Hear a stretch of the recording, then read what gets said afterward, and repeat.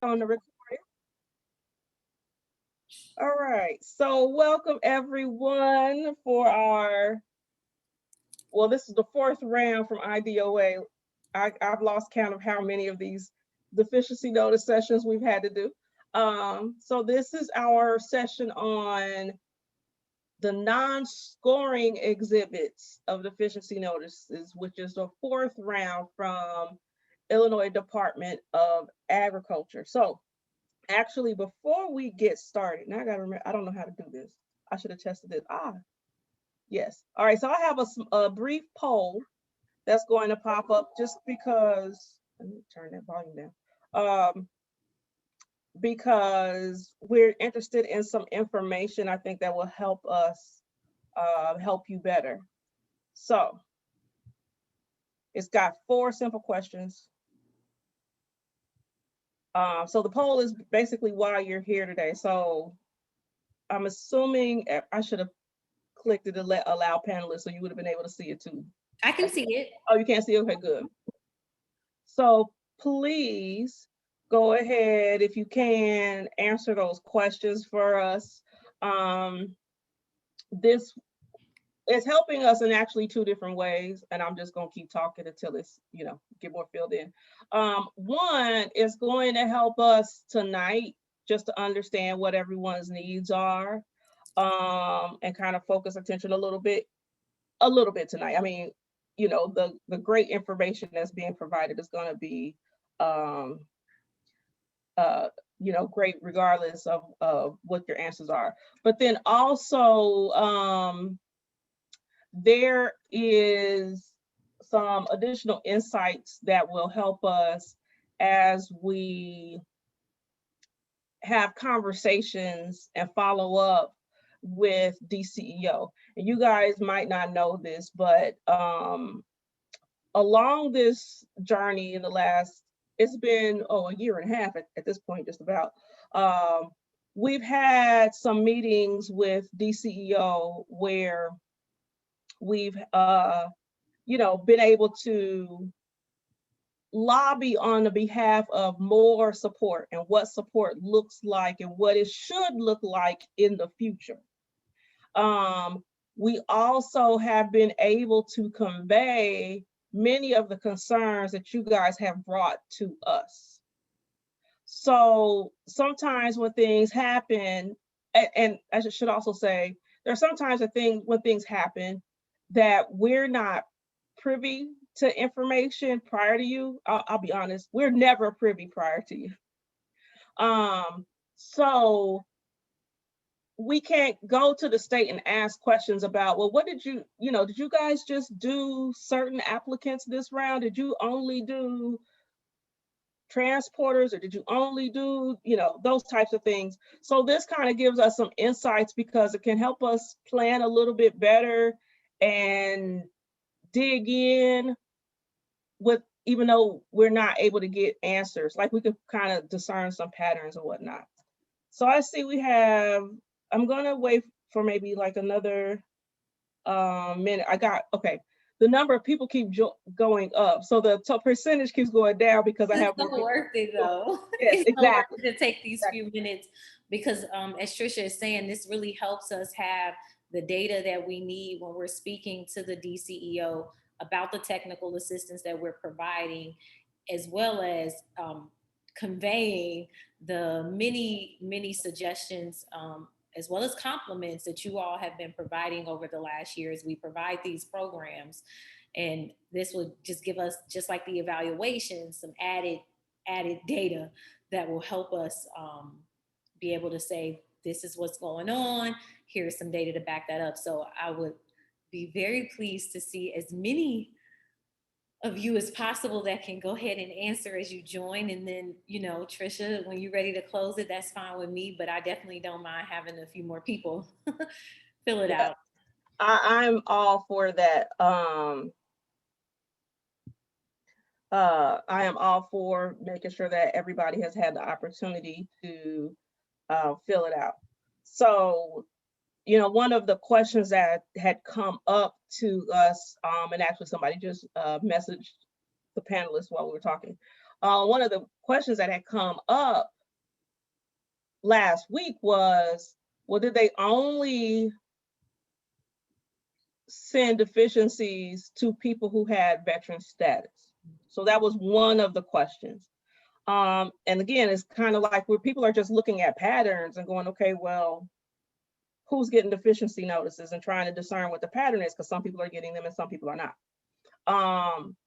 So I did talk with someone who I think might be on here over the weekend, who did get a deficiency notice and is not a veteran.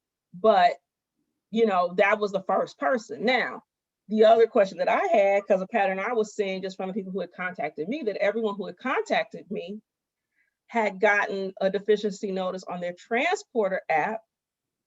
And there were at least one person who I spoke with, who I think might also be on here, who had submitted 2 applications for 2 different license types, transporter and craft grow. So the same information was for both, because it's one business applying for both. And they received deficiency notices on their transporter, but not on their craft grow. And it's the exact same information that's in both. So you start to question like, well, one of the questions that I had was, well, is it just transporters? And I've seen, so in response to both of those things where it looks like this is a pattern, but we're not sure,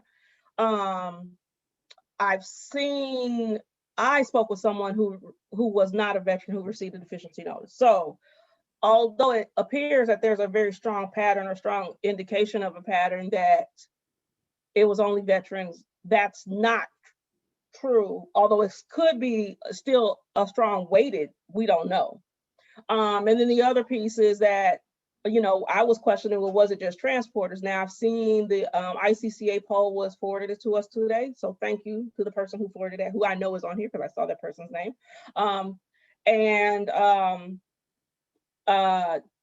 It shows that there are some craft that did get deficiency notices, and just none happened to be the ones that contacted me since the deficiency notices came out.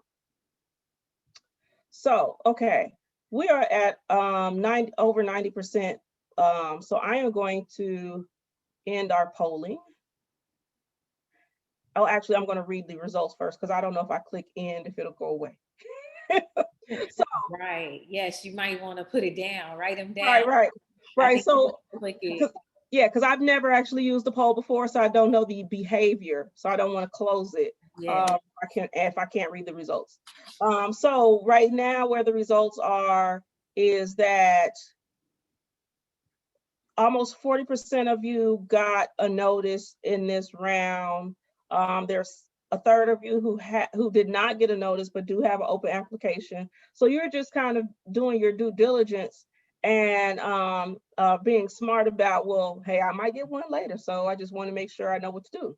A handful of you are here because you're interested in starting a business, a cannabis business, which is good to know, because you'll be able to have an advantage over those who have already applied, because you'll be able to learn from what they've had to go through in this process. And then, can you tell me the exact percentages? Sure. Right now, it's 38% got a deficiency notice in this round, 33% did not, but have an open application. 24% are interested in starting a business, and 5%, one person is a stakeholder in this process. So number 2, if you got a deficiency notice in this round, please check all. I worded this very poorly. This is what happened when you do too many things at once. Please check all statuses that apply. So social equity applicant, 86%, veteran applicant, 14%, neither veteran nor social equity, 14%. Are you working with an attorney? 24% say they're working with an attorney, 76% are not working with an attorney. Nobody said that they were an attorney. Now I do know that we've had attorneys in the process, so because I've been in touch with several. And then the last one, are you working with or have you worked with a consultant? 14% said I'm working with a consultant, 5% said I am a consultant, 81% says they're not working with a consultant. What was the last one? 81%. 81. Thank you. This is super helpful. And so at this point, I am going to close the polling. We have 84% of our people have responded at this point. Oh, here we go. Okay. So now I do see that it has all of the results. So I'm going to share results. Oh, beautiful. So everybody can see the results, and I'm going to download the results. So SLU and I will have access to. Great. Okay, wonderful. I sure it was like ferociously right. Yeah, because I was scared. I was like, I don't know what's going to happen. I've never used the poll before. Me too. This is okay. Great. So this was a great idea, Trisha. I know. So I'm glad somebody emailed me with the question, and I was like, well, we need to ask. Mm-hmm. So with that being said, for those, we didn't do introductions or anything like that. So let's go ahead and do that. So for those of you who have never been here before, and it's possible that, even though I see a lot of names I know, it's possible that, you know, we have some newbies on the line. So my name is Trisha T.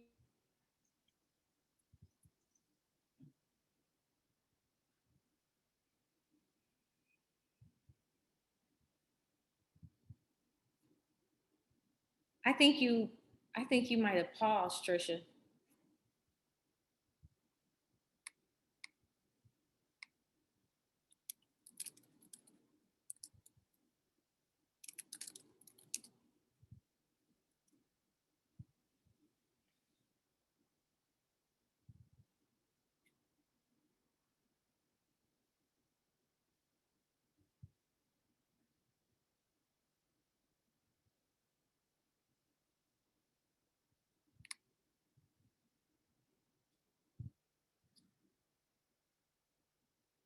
All right, I think Trisha might have froze there, so I'm gonna let her get back in here.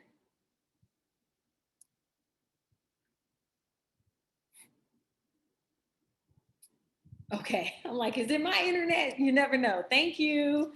All right, we're just gonna give Trisha a few minutes to get back into the program.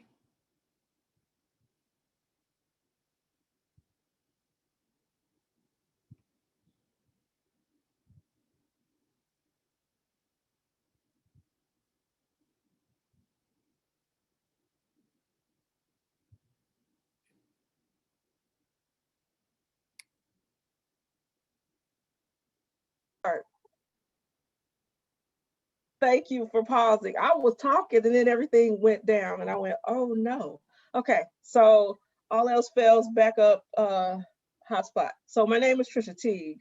I am the founder of the Trep School. We are a DCEO technical assistance partner, and we have been providing technical assistance in this space since February of 2020. So it was after the dispensary application period closed, but while the Department of Agriculture application period was still open for craft grows, infusers, and transporters. And it is my pleasure to present to some and introduce to others SAO Owens from UIC John Marshall Law School, where they are also technical assistance partners. So SL has a stellar background, way too much information for me to retain in my head. So I will let her introduce herself, and then we'll go ahead and get started. No, thank you. So I did drop my link to my bio at UIC in the chat box, and I'll drop it again because I know we've had some conversation since then. I believe a lot of folks are starting to get to know me from these workshops that I've been doing with the Trep School. But if you don't know me that well, I'm going to give you a short version of who I am. But please feel free to click that link if you want a more detailed version. So I am SAO Owens. I go by SL. I also go by she and her. I was born and raised in a disproportionately impacted area on the west side of Chicago, the Austin neighborhood. So shout out to all my fellow West Siders who may be joining us today, because I am definitely a diehard. And I am a business and regulatory attorney. So prior to my role at UIC, I was running a family-owned law firm across 3 states in Wisconsin, Colorado, and Illinois. We focused on improving access to economic justice for entrepreneurs, businesses, and pretty much anyone who really wanted to kind of access that type of justice. So primarily all of my work, all of my expertise has been in the background of business law, regulatory law, administrative law, and that is how I got into cannabis law. So prior to the cannabis industry, I did quite a bit of my work in the franchise distribution and supply chain industry, which was a very good complement to getting into cannabis. And so now I'm at the UIC's Community Enterprise and Solidarity Economy Clinic, which is one of our many legal clinics that we run out of the law school. And it primarily focuses on business transactional work. So we don't do any litigation. We do have a litigation clinic at the law school. That's just not this clinic. So when you all reach out to me about litigation, I'm always referring you over to our litigation clinic. So if you are new, I want to give you a heads up that I have organized tonight's workshop to be at an intermediate advanced level. And the reason I did that is because, as Trisha stated at the beginning, we are about, what are we about, 3 or 4 deficiency notice workshops in, and we have recorded every single one of our deficiency notice workshops. So the difference between the beginning level workshops that I've done so far in tonight's workshop is that tonight I'm not going to present you with a lecture or a PowerPoint presentation that gives you the background to deficiency notices, the legal framework to deficiency notices. If you want to see those and you haven't, if you didn't attend and you have not viewed those, I strongly recommend that you go back and watch those workshops, which are all available on Trisha's website. So she usually drops the link for that after. And so if you did not see the first IDOA deficiency notice workshop that we did, go watch it. I even recommend, even if you're not interested in a dispensary and you did not apply for a dispensary, I still recommend watching those deficiency notice workshops as well, because all of this is still part of a broader regulatory area of law. And I think if you're going to be in this industry, it's just important to understand how all these moving pieces work. Even though there are differences between the agencies, I think it'll just help you brush up on, sharpen your administrative law skills. And administrative law is an area of law that covers how agencies of the government carry out legislative duties. So in this case, we have the Cannabis Regulation and Tax Act, which is legislation. Within that act, the legislator empowered certain agencies across the state to carry out different provisions under that law. With administrative law, there are tons of rules because you have the legislation and you have all of the local implementation rules. So I'm not going to get into deep conversation in law lecture mode about that tonight because we've done that plenty of times now. If you want to see that, and I suggest you go look at it if you haven't, click on the link that Trisha just provided in the chat box so that you can get that background legal education to understand the broader framework, the broader legal framework for how we're operating. So in the beginning workshop, I usually give a law lecture that gives a bit of a legal education on the legal framework. And then I move into covering the different tools that I have prepared for the evening. And then I move into Q&A. Tonight, I'm going to move straight into the tools. And then I'm going to open it up for Q&A so that you all will have enough time tonight to ask as many questions as you want to ask so that we can really sort of give you that next level tonight, because I don't want to repeat all the things, Trisha, and I hope you don't mind. I didn't discuss this with you ahead. No, I'm perfectly fine with that. And I'll also just piggyback on something that you just said, because I know we have a third of the people who haven't actually applied yet, but plan to apply.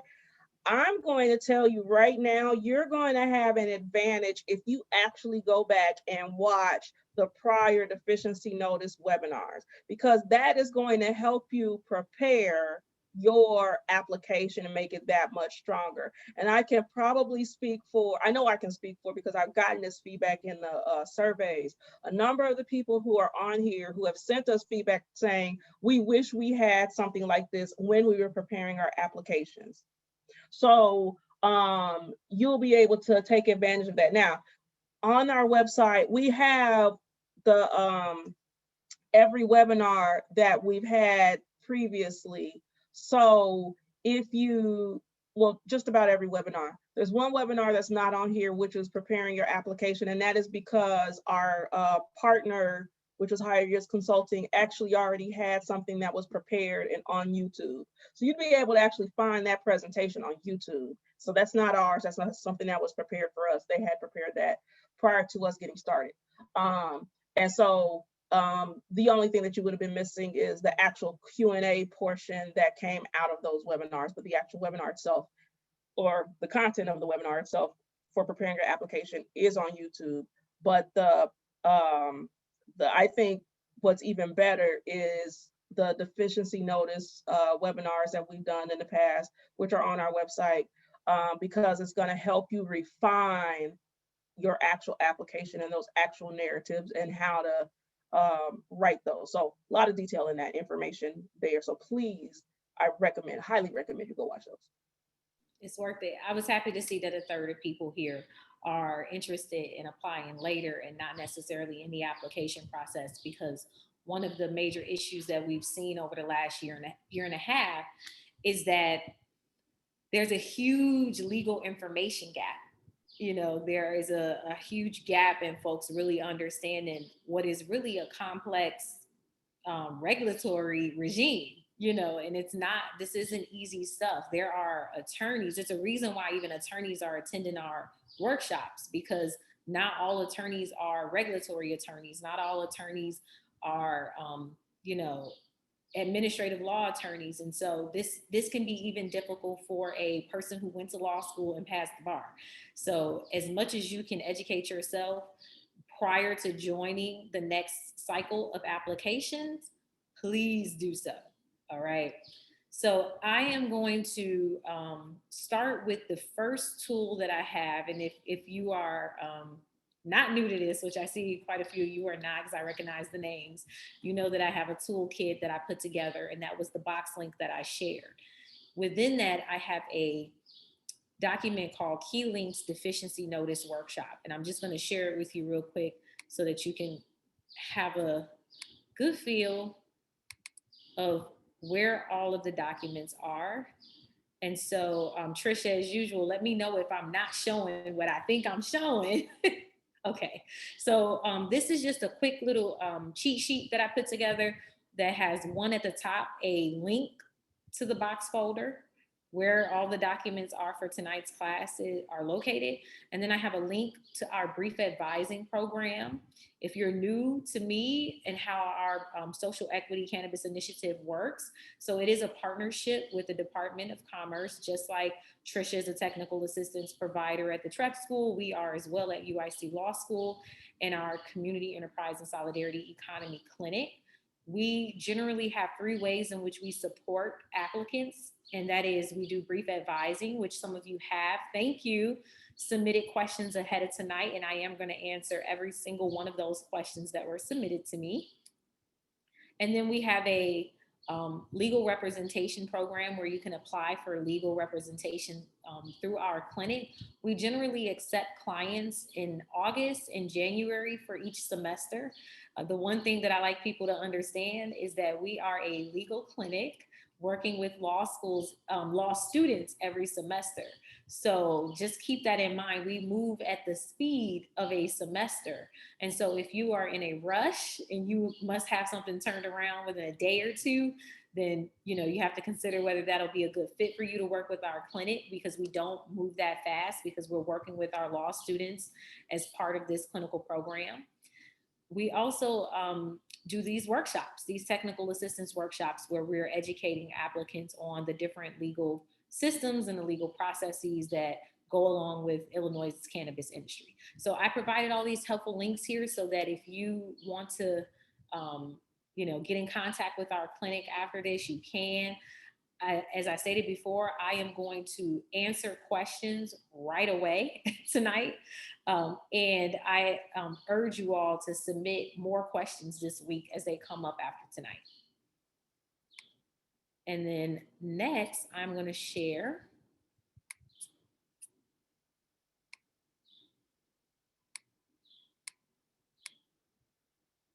there is a document in here called Deficiency Workshop Organization Template. That's what I'm going to share next. It's a Word document. And give me a second to get the share function going. All right. Am I good, Trisha? Okay, awesome. So if you've attended these before, I'm usually putting this organizational template in an Excel sheet. Tonight, I've taken a different approach and I'm putting it in a Word document just because of the way they organize the charts for this one. And so the first thing I want to say is this is an example. Okay, that's what templates and worksheets are. They are examples to help you attack this like an attorney would. So these worksheets that I put together, this is how if this was my case file, this is a document that I would put together for myself and the law student attorneys that I work with. This is what it would look like. And so the goal is to give you guys a roadmap to how to organize answers for yourself. Now, in this particular worksheet, what I did was I took an example transporter application, deficiency notice. I took an example from a transporter and I turned it into this worksheet. You can do this for any one of the ones from the IDOA because they use a very similar format. But the reason why I did not include all of the instructions is some of these instructions, some of the parts have sensitive information in it, like your passcodes and your application ID numbers and things like that. But also, I want you all to still go read your instructions and not just cut and paste them. And so I want you to kind of go through the process of cutting and pasting your email, that long email that they send you into this Word document. And I promise you that's way better than working off the email. This is a tip that an attorney would use. We would not just work off the email because that's way too much information, number one, in an email form. And then number two, it's harder to save things. It's harder to stay organized. And then number three, you can't manipulate the data in a way that helps you better organize and strategize. And you'll see as I go through this sheet that I have manipulated this data to better work for a better organization plan. And so right at the top, I started, just to kind of help you out with how it will look. I started with the first couple of lines of instructions, which thankfully is the deadline. You want to put that right up front. You would see that I manipulated the email information by bolding the date and time because you don't want to get lost there. You want to make sure you keep your eye on, what date it's due. And then what I would want you all to do is go on your email and cut and paste it right here. Okay, so that's the first thing that I would want you to do to get this right this week because you only have a few more days to work with. So I want you to use your time effectively. Then the second thing I would do is I would just go ahead and grab my chart. The chart that they have in there, this is one of the things that I love about the IDOA's process in particular, is that they make the template for you. They start the template for you. By providing these charts, they're giving you a roadmap to fix your application answers. And so here, what I did was to better help myself stay organized, I cut and paste the chart that they gave. And their original chart, they have all of the things that are not applicable as blank. And they only have the language of deficient in the areas that they're saying are deficient in your application. So you'll see what I did to make this better organization to attack this was I went on ahead and put not applicable so that I can keep remembering I don't have to worry about these sections, okay? I didn't delete them because I think it's helpful to see the overall application structure because sometimes you may have put information somewhere else that you can rely on for another section. And so that's why you don't see me deleting those sections. I'm keeping them and just reminding myself, these are not applicable. I don't have to worry about these. The other reason this is helpful, because you might find out after you finish doing this, 1 second, we are in the city of Chicago. Give me a few seconds to let the sirens go by.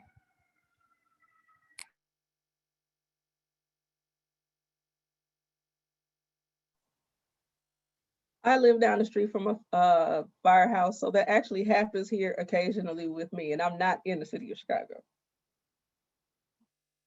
So, but it happens way more often in Chicago.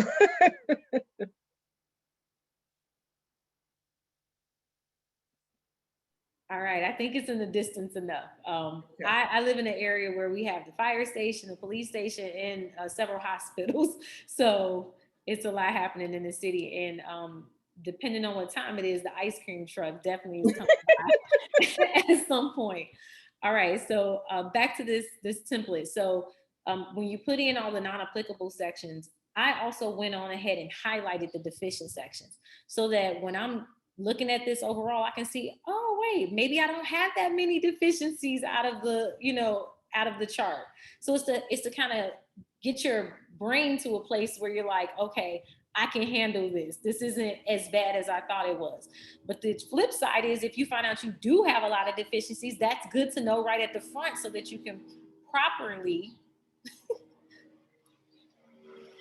might have a helicopter.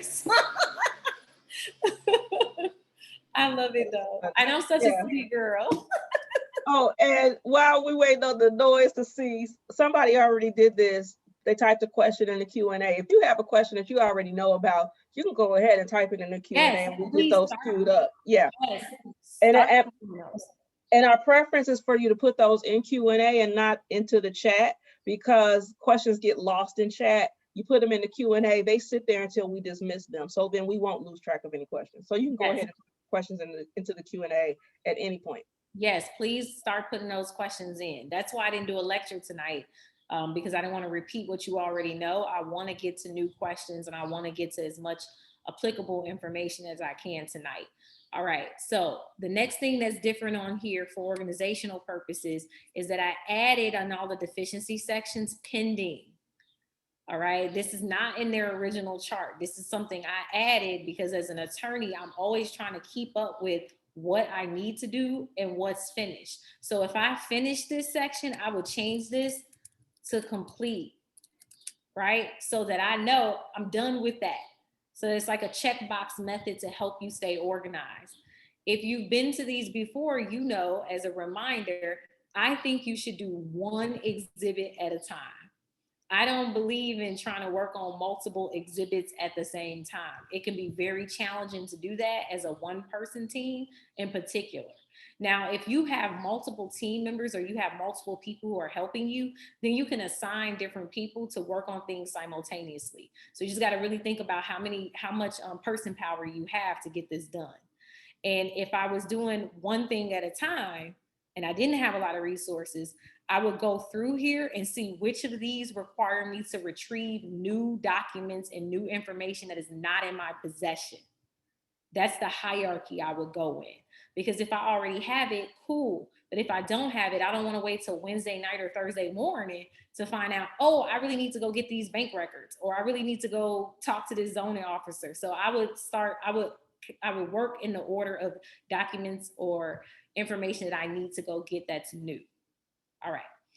So this is just to kind of give you an idea of how I would look at this before we start going in, because I think the best way to do this, Trisha, is to really answer people's specific questions about these exhibits. So I have a document that has the questions that have been submitted.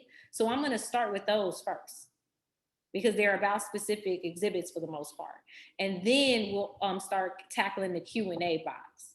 Does that sound like a plan? That sounds perfect.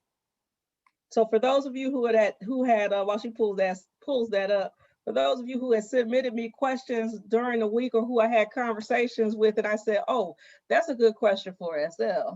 Thank you for submitting those questions to SL as you know, as of last week.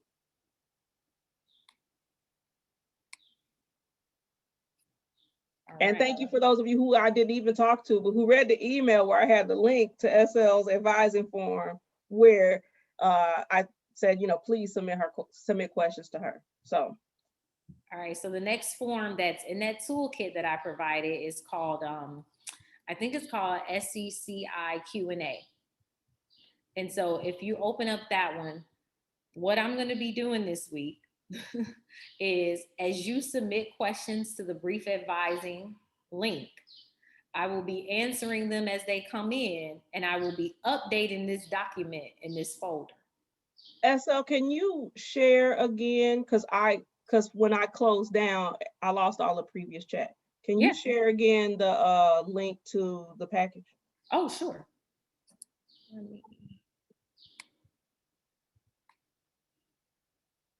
And then that'll help the people who might have come on also a little bit late as well. Absolutely.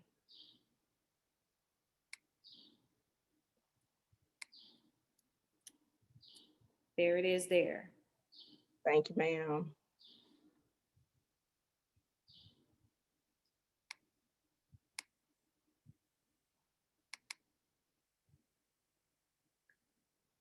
All right, so the form that we're on right now, the worksheet that we're on is the one that's called SECI Q&A. So that's Social Equity Cannabis Initiative. And the goal this week, because we do have a few more days to work with, is that when you submit me questions through our brief advising form, which I do have the link on here, I'm pointing to it right here. When you submit a question through there this week, I am going to update this form. So everybody can have access to the information, and because you are typically asking me the same questions. And so this way you will have at least 2 Q&As to help you out this week. The first one being, and you absolutely always should go to that one first, right? So the IDOA questions and answers, I give you the link to that on here, right at the top right here. I tell you where to email, and because it's a little buried and you might miss it, notice that they have a disclaimer in there that I pulled out right here that says include Q&A in the email subject line to ensure review. It says that in those instructions and you might miss it. Please make sure you do that, because they're saying that they are not going to guarantee answering any questions that come to their email that does not have that in the Q&A's subject line. So always, if it were me, I would submit the question to them and to me. You already got it drafted. That way you can see what the agency authority is saying about it. And then you can also hear from our legal clinic and what we're thinking and how we're thinking through these things. Okay. Remember, all of this is new in Illinois. So while I'm not new to cannabis law and I'm not new to deficiency notices in general or admin law, this is still first impression processes in the sense that they're just, building out this process. All right. So that's why it'll be helpful for you to still submit it to them so that they can think about what's being asked to them and they can implement proper protocols and procedures. And there can be a documentation of applicants addressing them about these issues during the application process. For those of you who are familiar with the legal education that I've been given, because you want to make sure that you got your due process rights being upheld. And so the only way to kind of track that is to have a bit of a paper trail that you are reaching out to the department and asking them to give you clarity on their processes. And then I will go ahead and submit a form to me. So the questions that I have so far on here, I think it's only about maybe 5 or 6 yet. So I'm going to run through these because I think that it'll help kind of just get us started, because they're probably frequent ones. So the first one that I'm getting right now is like, how do I find out about the status of my application? Excellent question, because it's very unclear who received what. If you didn't receive it, does that mean you're still in the race? I think you should contact the department about that. And so that's why I said contact them to see if you can get an answer. Now, don't expect to necessarily get a response right away on that particular answer. And the reason why is because they're in the middle of a deficiency notice process. And if this isn't related to the deficiency notice, my guess is it'll take a back burner to the response just administratively. And because of the number 2 here, When will I know if I'm a candidate for a license? I feel you. I know everybody wants to know. And unfortunately, I don't have a clear answer for you because guess what? No one could. Not anyone in the state, okay, no matter how high up in rank.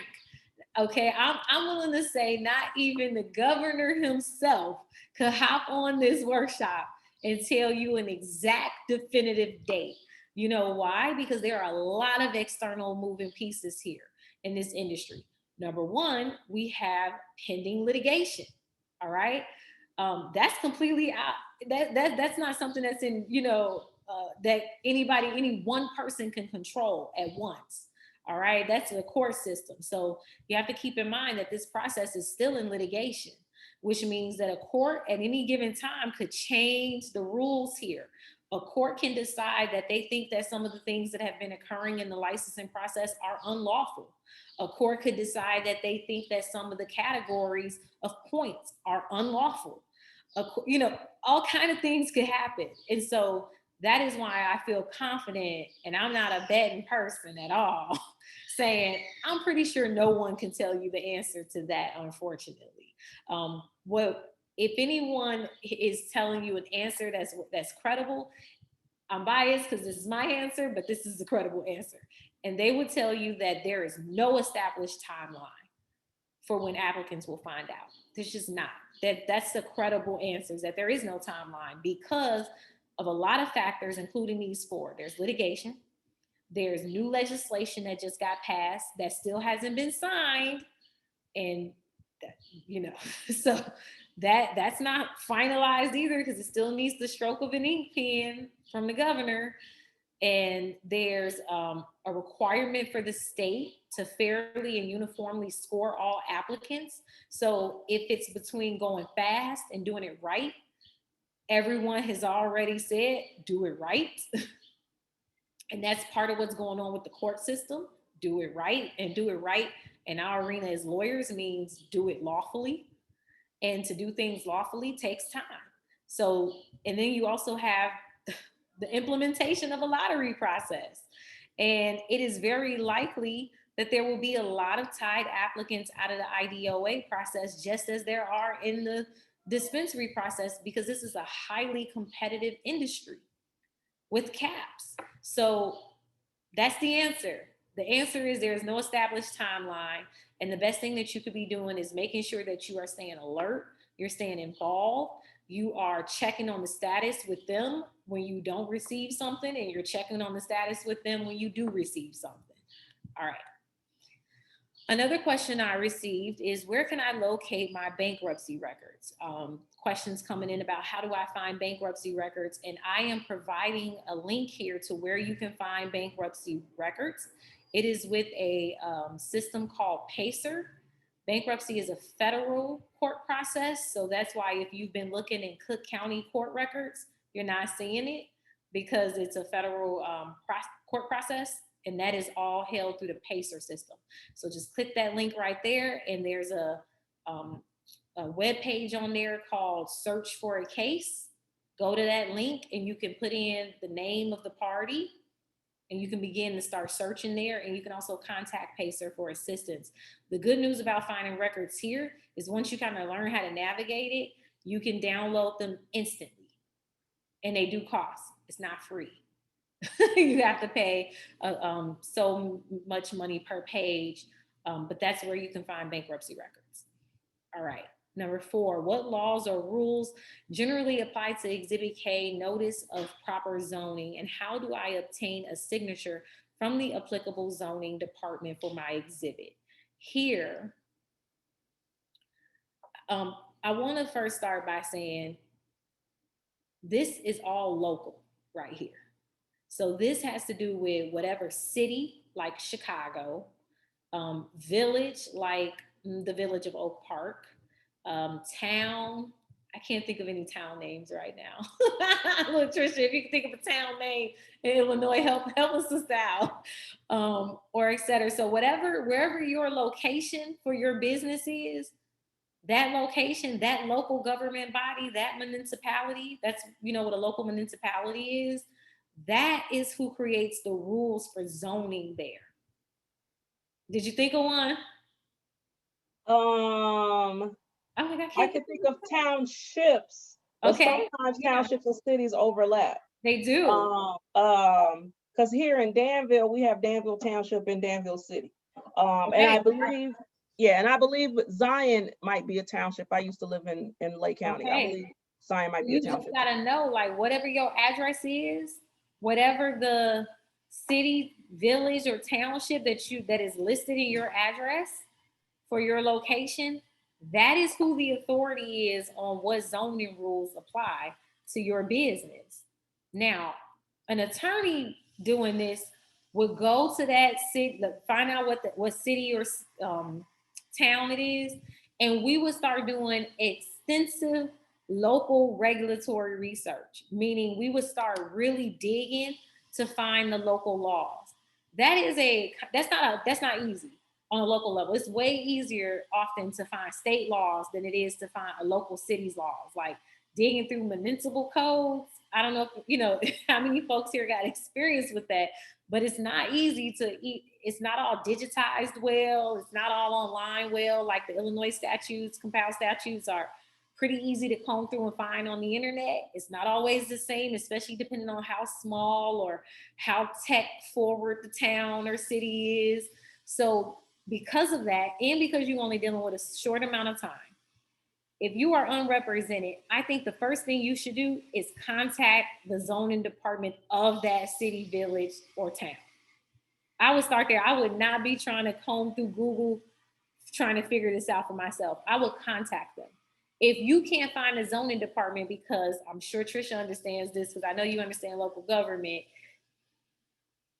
some of these places might have all of these things merged in one place, right? A big city like Chicago, you have these departments are clearly autonomous in a lot of ways, right? But in a smaller municipality, you may find out that they're doing like all of the records out of one little office. Okay. So you may not find a zoning department. If you can't find a zoning department, then I would start with trying to find the business services department. Because at minimum, the city is giving away licenses to businesses, right? And I would start there and say, hey, I'm looking for whoever's in control of zoning. And I promise that business department is going to know. They might say, oh, hold on, and turn around, and it's the person that's sitting next to them in the office. Or they might say, oh, that's me. I do that too, as well as 5 other things for the municipality. So that to me is the easiest way to get these answers. If we were in non-pandemic times, I'd be telling you guys to go up there in person.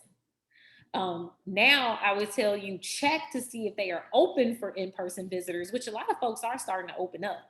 Check to see if they're open. And if they are open, go up there, especially for small municipalities. Okay, because you can get lost with them. The second thing I would say is if you can find an email address, or when you get on the phone with someone, if they can give you an email person to contact, get it. So that is how you find out what rules apply if you are not able to work with an attorney that can kind of dig through all of the, like, can I find these small codes? And keeping in mind that a lot of them have not enacted any codes for this. Right. So Trisha, do you want to add anything to that? Yes, ma'am. 2 things. Number 1, if it's a small town, I live in a town of about 30,000. If you can't find a zoning department or whatever, call the mayor's office. Because the person who does business, a lot of, well, not the business licensing, but other licensing in my town, like they do the video gaming and liquor and whatnot. In my town is the mayor. Now that's not in every town, but in my town is the mayor. And even if it's not the mayor, the person in the mayor's office knows who that person is, because they're probably fielding those calls on a very regular basis. Yes.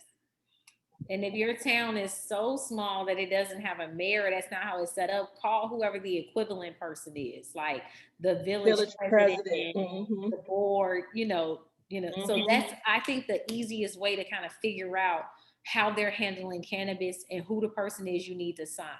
This is another one of those exhibits to where if you need this new, I would make this a priority exhibit. I would start on this first, because some of these towns also, like, you might need a day or two. Now, one thing I thought about that hasn't been asked here is what happens if I can't locate this municipal authority because my town is so small. In that case, I would still respond to the department saying, this does not exist. There are no cannabis regulations, because the chances are there's probably no cannabis regulations then. And so I would go back and, still submit a response. I wouldn't not respond. I would still respond something saying, I'm still trying to reach the official.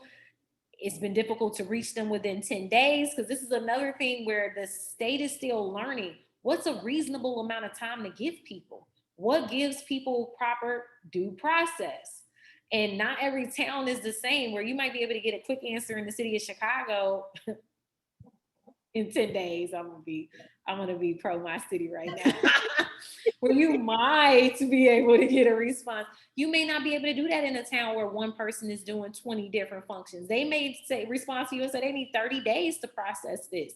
And if they tell you that, I would ask them if you could get, if they could just sign something saying that the process takes that long, so that I could submit that. That way I'm just constantly keeping myself in the game, and I'm not just sort of being non-responsive to my deficiency notice. And I'm gonna let you chime in if you have anything, Trisha, before I move to the next one. Yes, so I happen to know where our ordinances are published online. So I happen to look, and then I got to a list of all of the municipal code that is published by this publishing agency for all of Illinois. So that link I sent, just put in the chat, shows every city or county that they do publishing for in Illinois. So there's small ones and there's large ones. So like Oak Brook is on here. Matson, I think I saw Matson. Yeah, Matson is on here. But at the same time, there's little bitty place, and Chicago is on here. So if you needed to say, for example, they want copies of the ordinance, and you're like, well, how can I get a copy of the ordinance? And some person is going to have to like run photocopies for you, and that might take a while. You can go to the website and just go pull up what you need. Now, I can't guarantee whether or not it's up to date or how up to date it is, right, but I can say that it's here and that it is a publicly available copy. And for those of you who asked, because somebody asked me, well, what if they don't have any ordinances? So I bet you, for example, because I used to work here, Riverwoods probably doesn't have any ordinances related to cannabis. You don't know, that's like, it's on Lake Cook Road. It's at the separating point between Lake and Cook County. And it's one of the richest cities in Lake County. I bet you they don't have anything for cannabis. But if you were trying to put your cannabis business in Riverwoods and there's nothing, what I would do if I was being thorough is I go print all of the zoning ordinances to show that it doesn't have anything. It doesn't exist. And as far as dealing with the signature, that's where you might run into some difficulty in terms of getting it quickly. I would still submit the information that I can submit, and I would try to get an answer on the record in writing from this municipality about what their procedures are, so that I could submit that and say, this is a place that won't, because there are also times where, and I know about zoning because of franchising, right? Like you have to deal with it in that industry as well. But there are some municipalities that will not sign off on saying anything is anything within like a certain time, unless it's within a certain time frame of something else, just because they want to leave the room for being able to change things. Or so, you just want to try to understand what the processes are. I'm certainly not trying to dissuade you from doing municipal legal research, all right? Please, if you can do it, all right? What I'm trying to give you is some hopefully helpful shortcuts, being a non-attorney, so that you can try to get to some of these answers, because the people who do these jobs in the municipality, they know the answers. They'll be able to probably tell you right on the phone, oh, we don't have any cannabis zoning, or, whatever. They'll probably be able to tell you that pretty quickly, compared to you maybe wasting a few days out of your 10 days trying to comb through code, trying to see if it's the recent code. And I love this backup, though, that you have from Trisha, to be able to still kind of go, try to find something of documentation that you could have. Can I move to the next one, Trisha? Yes, ma'am, go ahead. Okay, so number 5 was asking, what happens if I'm in a place that does not have any zoning laws or ordinances, and the municipal body already signed my exhibit stating so? In this case, as if you are new to me, this will be new. If you're not, then you know what I'm going to say first. Always first confirm and verify. Look at that form. Look at that form that they have with Exhibit K. Look at your form and make sure that every single section is properly filled out. That's the first thing to do, because sometimes you might have been moving fast. You may not realize that, oh, I thought that I put in no, check that first to make sure you did. If I were this person and I saw, wait a minute, I did fill out every section, I've already explained this, I was to submit a response explaining that my originally submitted Exhibit K was properly completed and submitted. And I give you an example response here. And it says, my originally submitted Exhibit K was properly completed and submitted according to the law. The municipal body of, name where it is, did not have any applicable zoning laws in effect at the time of my submission, which was attested to and signed by the authorized zoning representative. Insert their name, because it should be on your form, because you already did it. Insert the date. Please refer to my original Exhibit K attached to reference as proof of compliance. That's a simple way of saying, because I think they might just have overlooked stuff. Remember, they're using a lot of different parts, including some technology, some artificial intelligence to help them comb through these applications. So feel free, if you're like, no, I checked my document, I've given them everything. Feel free to submit them a response that's like this example that says, no, I gave you everything that I was supposed to give you. And as proof, I have attached it to my response. So that's what I would do in that situation. Did you want to add something, Tricia? Yeah, I also want to say one good thing that you can do is go search the Q&A for the word zoning. There's a very interesting response. Now, there's multiple questions on zoning, but there's a very interesting response here. It's question number 15. It says, I used a form in the application for the exhibit and submitted a complete form/exhibit. Why is it marked as deficient? Here's the response. All of the forms in each exhibit for each application identify the application type at the top of the form in the header. All forms and exhibits submitted for an application must match the application type. For example, a craft grower's application notice of proper zoning exhibit must say cannabis craft grower in the header. An infuser application's notarized statement must say cannabis infuser in the header. Forms and exhibits that are inconsistent with the type of application submitted are considered deficient. So that's one thing. So my point is, go read some of the responses that they have to specific things relating to zoning, because it may apply to you. Somebody asked, well, can I, you wanted, I requested a copy of the local zoning ordinance or regulation. Is a text document PDF containing the full text of the applicable zoning regulation sufficient? Yes, as long as it identifies a jurisdiction. And then there's another one about, I got a signature. So this is very similar to the question that you got from Chicago Zoning Authority. Should we ask them for a copy of the ordinance? We thought their signature and okay would approve our zoning, our location fits the zoning. And then the response says, note the notice of proper zoning exhibit in the application states, quote, applicant must submit a copy of the zoning ordinance or regulation with this exhibit. It does. Right. That's why it has the 3 sections on the form. Mm-hmm. One of them saying none of these exist, so that's why they know there wouldn't be an attachment because it doesn't exist. One saying that it does comply and you need to attach it, and one saying it doesn't comply and you need to attach it. So that's why I'm saying if you're brand spanking new to this, if you contact them, they'll be able to tell you like, oh yes, municipal code, blah blah blah, and you may very well be able to get them to email it to you right on the spot, right there.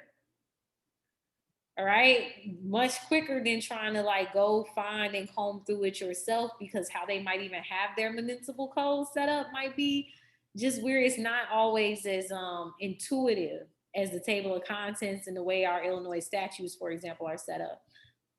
And if you contact City Hall, local government, and you don't get a response, here's a trick that hopefully might work for you. Contact whoever represents you in those areas. I'm saying this because I'm now an elected official. Mm-hmm. When somebody emails me, if they don't get a response from the city, I email the city, I get a response quickly. Why? Because I'm an alderman. So now that I'm an alderman, my people email me and I email the city, and stuff happens quickly. So if you have a city council member or alderman, whatever the form of government is in that area, if you're not getting a response, contact the elected official that represents you and tell them you're on a deadline. And hopefully, if they want to remain in their seat, they'll respond quickly. Right. I love that. I love that lens that you bring. Yeah, that's a great suggestion. Mm-hmm. And honestly, I wouldn't let more than a day go by, even, just because of the time frame you all are working with. I'd be attacking this multiple ways. I go to my representative and I go to the city, Simultaneously. Yeah, I would. All right. We have 4. Am I at this one? Yes. 6. Yes, This yep. is my last one that I got. So for Exhibit L, financial interest disclosure, what should I submit if I am the sole owner, 100% owners, and I do not currently have any management or compensation agreements in place? All right. In this one, once again, please review what you originally submitted and verify that every section was properly filled out. Because if you look at Exhibit L, it is very detailed in all of the different pieces that it's asking you to confirm, verify, and submit information for. And what could have happened in this situation is that you saw number 2, particularly just looking at what you're saying around, like, I don't have any management or compensation agreements. You saw number 2 and you just didn't address it at all because you don't have it, but you should address why you don't have it. I know it's like, what? But you should do is you want to answer every single thing that they're asking you to address. So if you look at it and see, oh, I didn't fully address number 2. I just submitted stuff for the sections that I had. I submitted 1 and 3, but 2 didn't apply to me. So I didn't submit anything. I would go ahead and submit an example response that looks something like what I have here. And that is, my originally submitted Exhibit K was properly completed and submitted according to the law. The reason why I'm saying that is because if it didn't say, like, it's unclear if you need to tell them you're not submitting stuff that's not applicable. That's not, to me, that it's not clear in the rule, in what they wrote. All right. And so this is a good way to just say, my interpretation of this app is that I did submit the right stuff, but I am going to explain why. All right. That's what the deficiency process is about. So I say it was properly completed and submitted according to law because I am the sole 100% owner of my company, name that company, and I'm the only person with a financial interest to disclose in my company, name that company.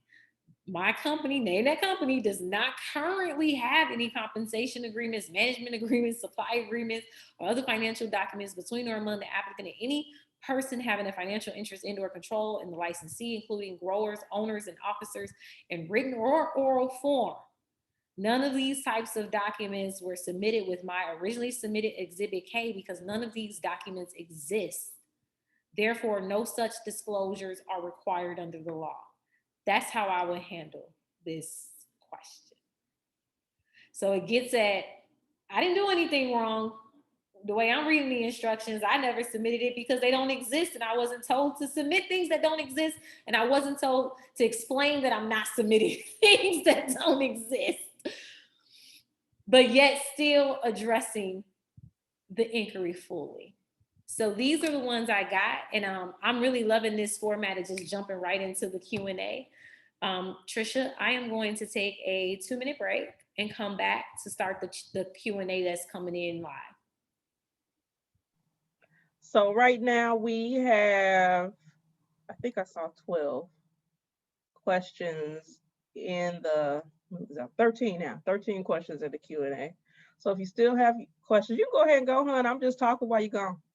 So if you have questions, please go ahead and type them in. I hope that you all are finding this helpful. And let's see here. Just FYI, while you're doing this, while SL is taking a break, I want to let everyone know that one of the things that I'm doing, and I told this to someone that I spoke with last week, I am monitoring all of the websites. I found a Google Chrome plugin that actually monitors websites. It's called, hold on, let me click on it so I can tell you what it's called. It's called Distill Web Monitor. So what you can do is actually monitor a page, and it will alert you if that page has changed, and it will highlight what changed on that page. So for the first time, I started doing this somewhat recently. So for the first time ever in this process, I alerted you guys that something happened before any of you contacted me.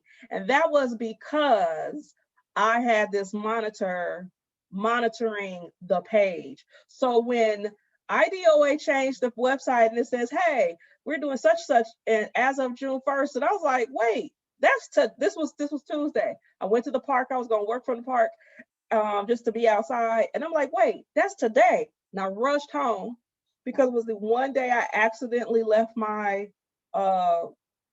work cell phone at home. So I rushed home in case one of you guys called me, but I hurried up and sent an email out saying, hey, there's something here. There's something that's up. And so when they updated the Q&A, the monitor caught it and it let me know, oh, there's new changes to the Q&A page. So now I'm monitoring all of these pages so that as soon as I see something that's happening, I send you guys an email.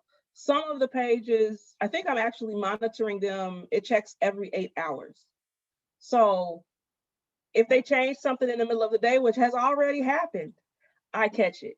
Because I think in the Q&A, I think I had sent an email about something and I had been on the Q&A, and then later that same afternoon, they changed it and I sent you guys an email. So then what I'm trying to do is just make sure that I keep track of everything that's going on so that we're not caught off guard, if there are changes, and then to give you guys a heads up and alert as quickly as possible so that you know and that you can go and check after that, but also so that you guys can focus on what you're doing, which is responding to your deficiency notice and not have to worry about going to check these websites all the time and figuring out if they changed something and what possibly could have changed. So the monitor actually does that. So, someone, I think Dante thank you, Dante. So Dante says he uses, I don't know how they pronounce it, Wachete. It's W-A. I'll copy and paste this and I'll show you guys the one that I use. I'll share it with you guys if you want it. You don't have to do it because it's a lot of extra stuff. To me, it's a distraction if you're trying to focus on what you're doing. So this is the one that one of you guys says that you use, and then I will share the one that I use. And so you could take over anytime you Okay, want. awesome. I can start jumping into the Q&As. Yes, ma'am. I'm just killing time. Okay, awesome. So we have for transporter license, Exhibit L, regarding sources of funding. If it is self-funded, i.e. my partner paid for fees throughout the process, what documentation do we need to present to fulfill this portion? So if you are a self-funded applicant, you need to submit a narrative explaining your funding sources. So, and if you have any documentation that proves that, I would submit that documentation. So if you have a bank account that you're using for your business, like if you started a business entity and you have a bank account, I would submit those bank records. Remember to redact your sensitive information. All right.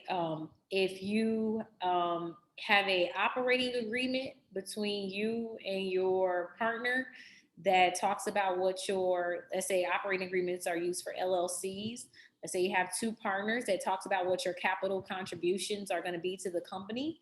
I would submit that operating agreement.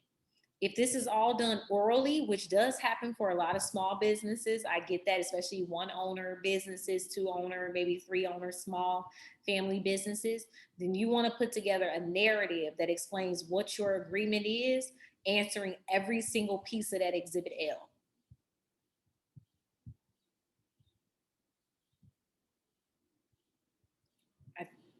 You on mute.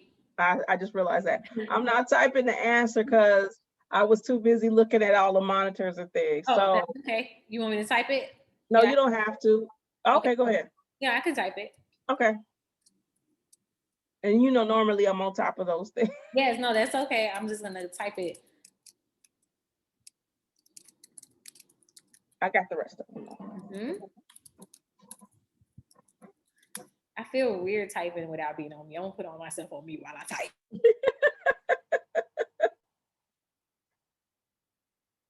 So I hope you guys are finding this helpful. And I know that this process, particularly this round, has been a little bit more confusing than the other rounds, because in the other rounds, you could actually go and then, look at the law and see what you wrote and see what was included and kind of have something to work from. But when you're talking about things that are not being scored against anything, then it's kind of like, well, I don't know what to submit because I thought I submitted everything in the first place. So there, and I'll also say that there are some instances, because SL and I have actually talked about this, we talked about a couple of points last week, where the law, the regulation didn't specifically say you need to submit this in this exhibit, and the information might have been submitted in a different exhibit. And so it seems like, and I'm not saying that this is happening, but it feels like, okay, well, did they change the rules or what's going on here? But the truth of the matter is, it could have been a misinterpreted rule, and that it should have been in the first place. We don't know. So we just have to do what's required, because we're shoulders deep in this at this point. We want you guys to, get all the points that you can and continue to move forward in the process. All right, we have a next question. I received a deficiency for Exhibit P, organizational information and financial interest disclosure, which states applicant must provide documentation sufficient to show that the applicant will be able to obtain insurance to indemnify and hold harmless the state as required by law. What will qualify as sufficient documentation? What type of insurance and form will we obtain? This is contacting insurers. So this is a situation where you need to locate your vendors. And if it were me, I would try to locate 2 to 3. Insurance companies are always happy to give quotes. And I would receive a quote for them, and I would give them documentation of like what kind of business it is specifically. And I would ask them to provide me a quote that tells me specifically what kind of business it's going to cover, that it's going to cover my type of business specifically in the state of Illinois, in its location, its proposed location. And then once I get that quote, I would then include documentation showing that I can actually afford that policy.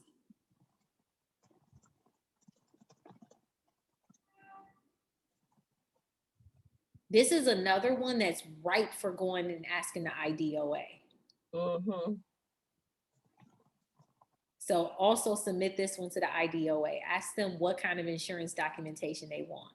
Because something like a quote plus proof of being able to cover the costs in that quote, would that be sufficient?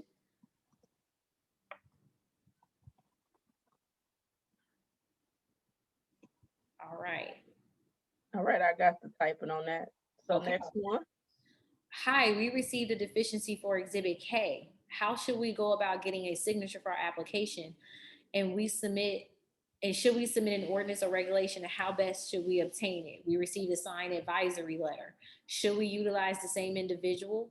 if that individual is an authorized representative of the municipality, yes, go back to them and have them actually fill out the form that's properly attached to the application for the type of business. Thanks for pointing that out earlier, Tricia. For the type of business that you are submitting an application for. An advisory letter, when I hear that, that's typically comes from attorneys or, you know, some type of attorney, usually saying I've reviewed the law and based on that person, if they don't work for if they're not the attorney for the municipality who's tasked with doing this for the municipality, then you want to go to the municipality directly.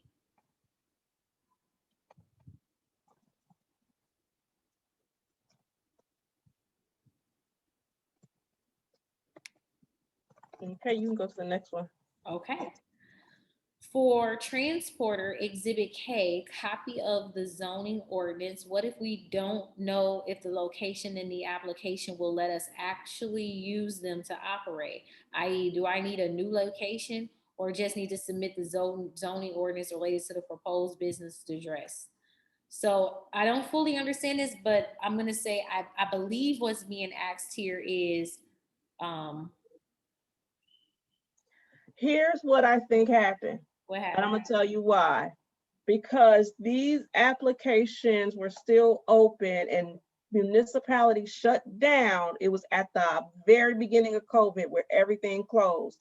And so what, whoever anonymous is, you can tell me if I'm type another question or something if I'm wrong. And so what IDOA said was, if you don't have zoning, go ahead and submit your application, because people were in the process of getting their zoning when cities were shutting down. Okay, so this was a situation where, because of the pandemic, they were lenient and saying you don't have to tell us your zoning now. Right. But now we're a year later and they're saying now we want to know more about your zoning. Right. And if that's the case, in that situation, I will go ahead and do what I was supposed to do a year ago, which is go obtain the signature and go find out if my location is properly zoned.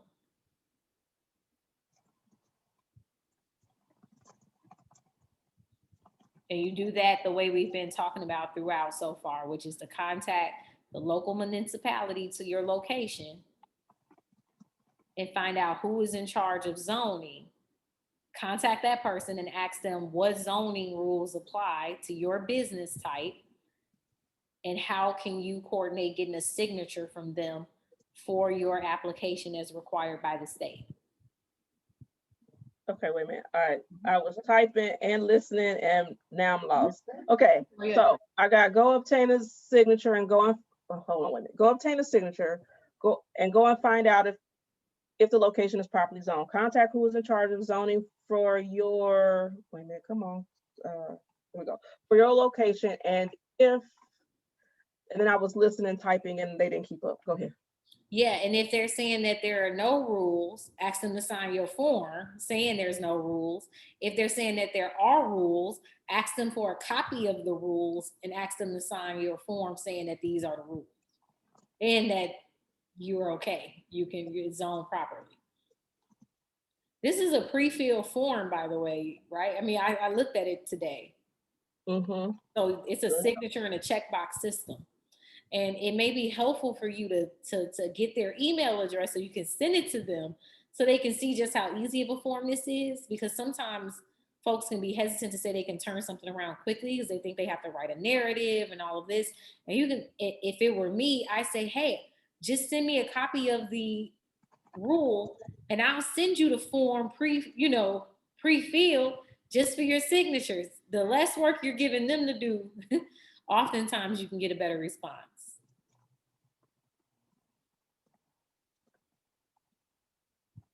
Okay. All right. Let me know if I can move on to the next one. I know I'm ready. Okay. I'm ready. Go ahead. All right. Hello. In your opinion, how do you interpret, define the IDOA's use of the term top scoring and top scoring applicants in the various documents they've released regarding the 4th round of deficiency notices.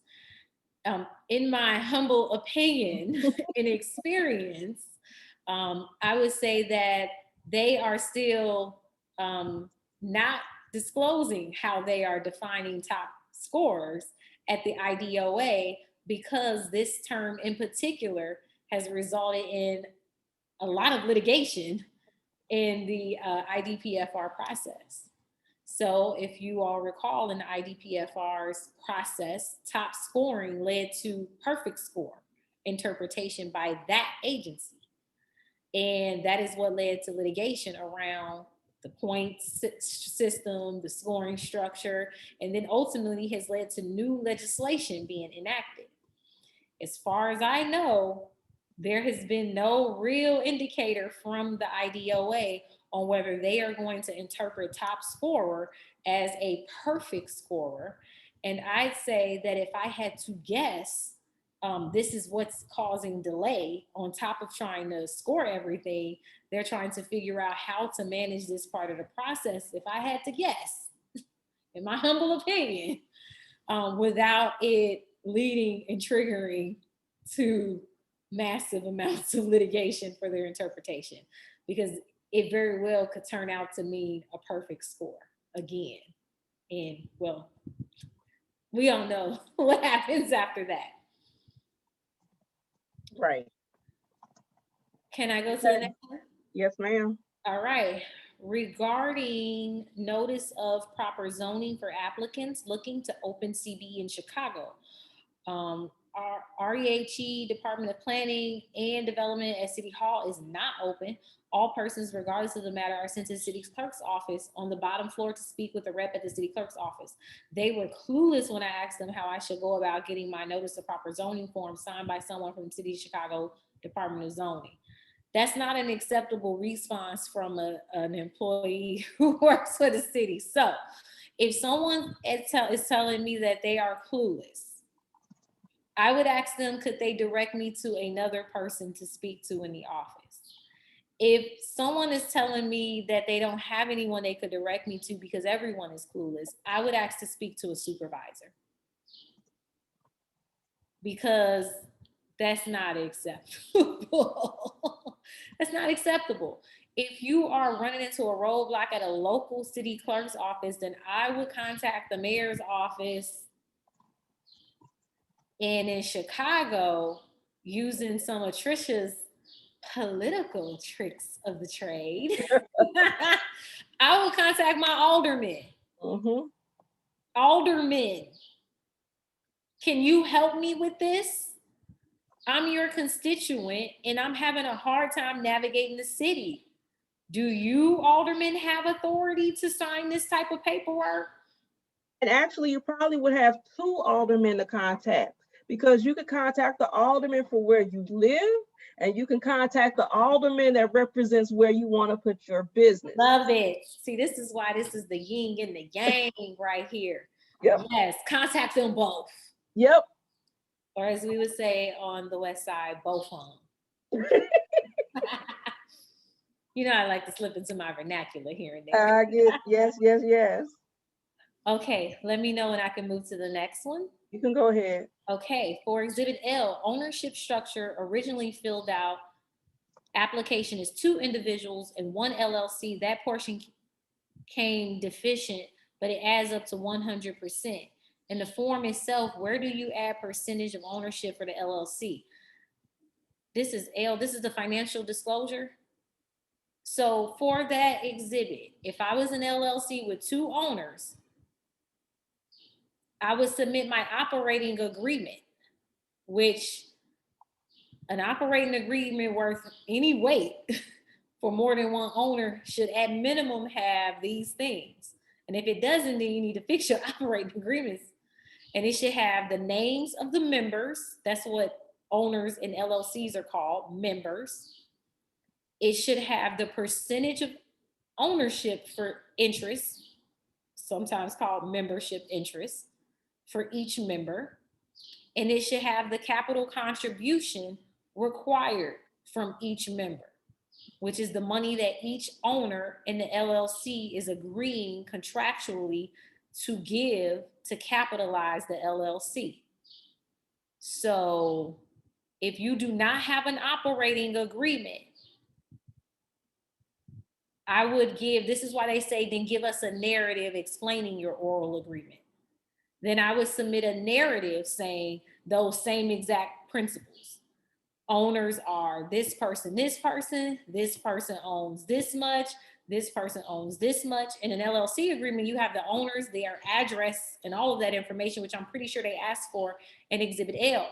They want to know details. Who are these owners? Where do they live? How much do they own? And how much are they financially contributing? So if you don't have a contract in place that states that, then you need to write down in your narrative what your oral agreement is. Now, as a business attorney, I personally love this part of the exhibit because owners not having operating agreements is a big no-no to me. So I'm glad that they are, this part of the application is forcing folks to have those tough conversations, because it's one thing to be best friends, homies, cousins, thinking everything's sweet, nothing in writing. I like that they are requiring you all, because I have had plenty of experience when things go wrong, even between people who have been family and friends for dozens of years. Mm-hmm. So this is a good time for you all to sit down and say, we don't have this in place. What's our narrative?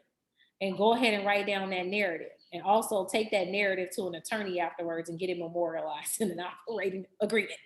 Yes. Okay. Hold on, before you go on to the next question, I need to say this. So a couple of you have emailed me after 6 o'clock with your question or a response to your question. Please put it in the Q&A, because normally I don't even have my email open. But right now I'm like all optimized, and I got 2 screens, and I'm going back and forth, and I'm looking at a bunch of things, which also means I'm not paying complete attention to SL. Full disclosure. So please do not email it to me, because you want 2 things. Because number 1, I might not reply right away because I might switch screens. Number 2, you want SL to chime in. I am not the attorney. So if you have a response to something that we've already answered, or your situation, let's say it wasn't your question, but your situation was just like the question, and you're like, okay, well, what about this? I want you to put it in the Q&A so SL can address it. Okay, that's all I gotta say. I love it, because we need our brains working at maximum capacity right now. That's right. So organization helps us do that. That's why most of the workshops are teaching you how to organize things like an attorney. All right, so do you have to set up your business in the town you live in if you are a social equity applicant? No, that's not a requirement. And when you say set up your business in the town you live in, I take that 2 ways, and the answer's still no. One, I'm thinking you mean like incorporating, have your registered business address and principal place of business where you live. And then I also take it as like, do I have to have my location there? Do I have to have my registered agent there? And then no. No. Yep. I take it the second way. Here in Chicago, and I can say that I want to open up my business down in Danville. So, all right. On the general information page of the application, middle of page, what is the difference between first and second question where they ask about additional or other cannabis business establishment? General information. Give me a second. I think the general information is the same on these, because I don't know if this is which application this is. Jackson, I might need you to tell me in the Q&A which application you're on. Yeah, because they're a little bit different. They can be a little bit different. Yeah, we're gonna come back to you. Tell us in the Q&A which application you're on, and then we'll answer that one. Also, zoning requires a copy of the local ordinance. I originally supplied the City of Chicago cannabis ordinance found on the city's dedicated cannabis zoning webpage, but still received a deficiency. The deficiency doesn't specify where the local zoning ordinance is the document, whether the local zoning ordinance is the document they want or the specific cannabis zoning ordinance. I believe in this situation, what might be going on is just from your last question, is that you aren't submitting a signature with this. I thought that was where you were having a hard time getting a signature. Let us know if we're wrong, but you need to submit the documentation and you need to submit the signature. And one good way to know that you have the right documentation is to ask, because the signature person, the signator, is signing off saying that the documentation that's attached is the right documentation. So you should be asking them to help you verify, because they should be doing that before they sign something saying, yes, this is the proper documentation. So I believe, Tricia, let me know if I'm interpreting this wrong. You know, sometimes these questions, I don't fully, because I don't have the paperwork in front of me, but I believe. I think so, but Jordan, if that's not right, you can. Okay. Okay. Okay, perfect, great, awesome. And I'm sorry. I was distracted because I read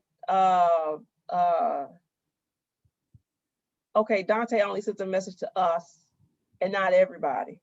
Oh. IDFPR website is gone.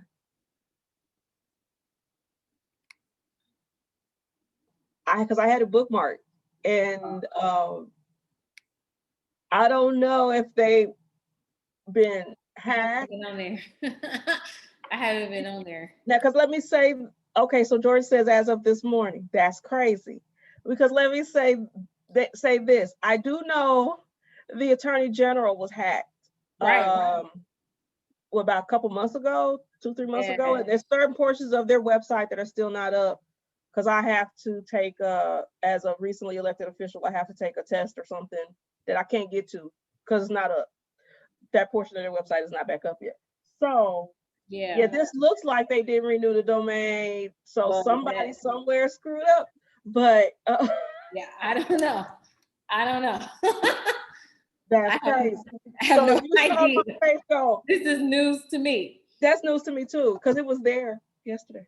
Right. I think that's the last time I may have looked at it as well. Mm-hmm. Okay, I'm sorry. That was, so just FYI, for those of you who didn't know, IDFPR website is down. I can't tell you why. We don't know anything. But if it comes back up, my distiller is going to tell me that the website changed. Right. And it probably told me and I just ignored it because I was like, I don't know what this is. And I knew it wasn't in play right now. But when it comes back up, I'll send you an email if I catch it. Okay.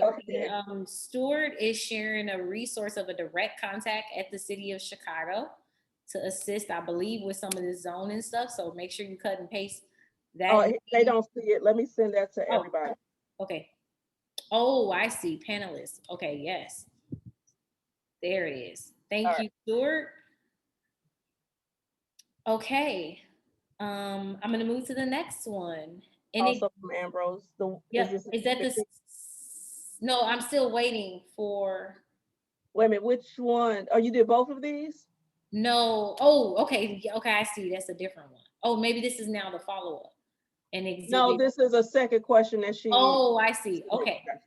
Okay, so I'm still waiting on context for the first one. Yes. Okay, I'm on the 6:56 p.m. Yep. Okay.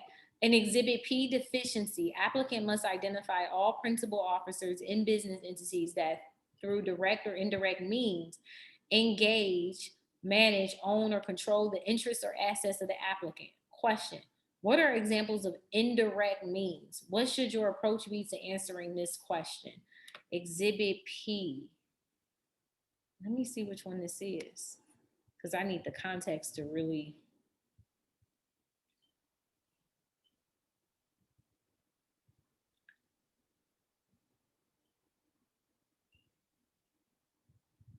This is another one where I would. Can you tell us, once again, tell us which application you're on? Yep, So because that the I'm letters, for sure in what I'm answering. yeah, because the letters are different between transporter and crafted infuser. Yep. So go back in and tell us which ones you're on for these two. Okay, both of these are craft. It's at the bottom. So both Okay. of these are craft. Okay, great. So let me go to Craft Grow. Just give me 1 second here. I'm glad I scrolled down. Yes, thank you. All right. So which one you doing first? The first one or the 652 or the 656? I'm gonna start with the 656. Okay. And just give me a Type in right place. make sure I'm in the right application here. Okay, I'm not, so let me pull up the right app.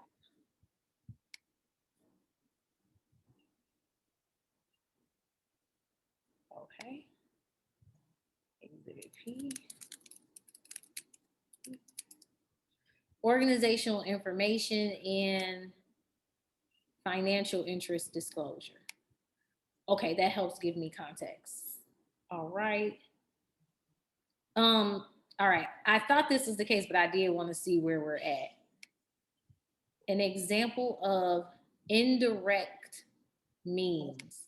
A great off the top of the head example of indirect are silent owners. Owners that don't have any management authority or day-to-day operational or even large-scale management authority or control, but they're only members who provide money, but they don't put any actual like sweat equity or employment equity. They don't make any decisions in the company. That's common too, especially in businesses like this.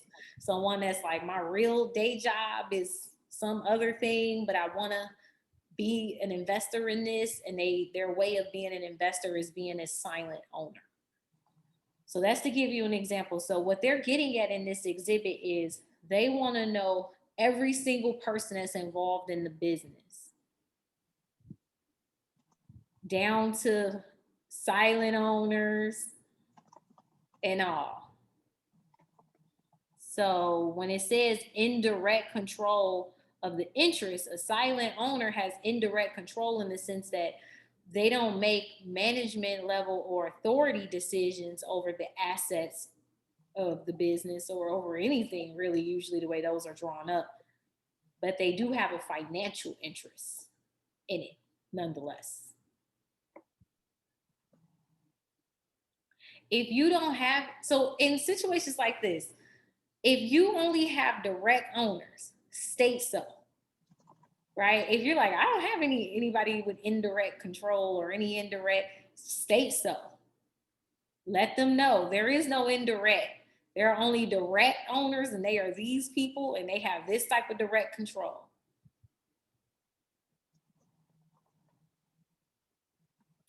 And indirect could also be someone that's not on paper as a silent owner, but it's just a financer. Okay. And for the first one, on general information page of the application, middle of the page, what is the difference between the first and second question? So let me go here. General information. This general information section.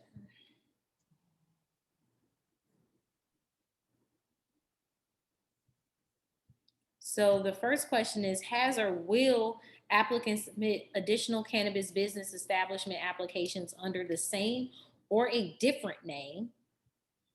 If yes, please provide the name. The next one is applicant or any of its principal officers, owner, or financial backers associated anyway with any other applicants for cannabis business establishments? These are different questions. They sound similar and they do have some overlap. So the first one is asking the applicant for this one in particular, because most of these applicants are entities. And in America, corporations are people. So this is asking, is the applicant company planning to or has already submitted other applications for CBEs under the same or a different name. Because let's think about Trisha's business has DBAs, right, Trisha? Yeah, the Trep School is might, a DBA. Right? So you That's might not my business name. Yep. Exactly. So you could apply for some licensing or something under your DBA versus under your business name. That's just to give you an example. Or this applicant company, not to get too corporate law here, but just to help folks understand generally, could own another entity wholly and be having that entity apply. All right, so that's the first part, number one. And then the second one where it's saying is the applicant or any of its principal officers, owners, or financial backers associated in any way with any other applicants. That's a way more detailed question than number one. Number one is asking, is the applicant under its name or another name applying or about to apply or has applied for CBE? And the second one is asking something way broader for more people, the applicant and any of his principal officers, because Trisha could own Trep with 3 other people, right? One of those people. Yep. Go ahead, I'll let you finish. Yeah, no, I just jumped in. No, that's exactly right. One of those people could be applying or associated with other applicants. So they're trying to get to the as much detail as possible about who all these different owners are and financial backers of CBEs. So that's the difference here. So the first one is only focused on the applicant using its own name or another name,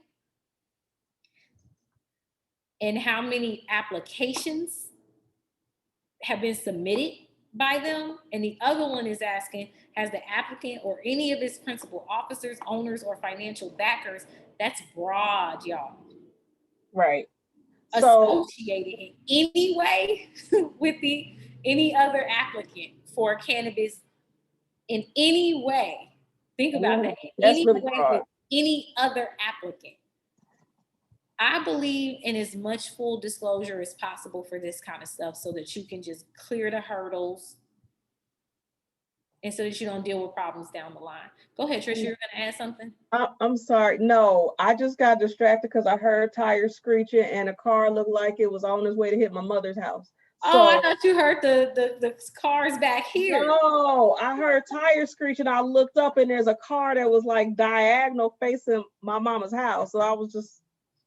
Hold on now. Moment. Okay, but I thought you were hearing... No, I would say one of the things that I was gonna say was the first one seems to be clear about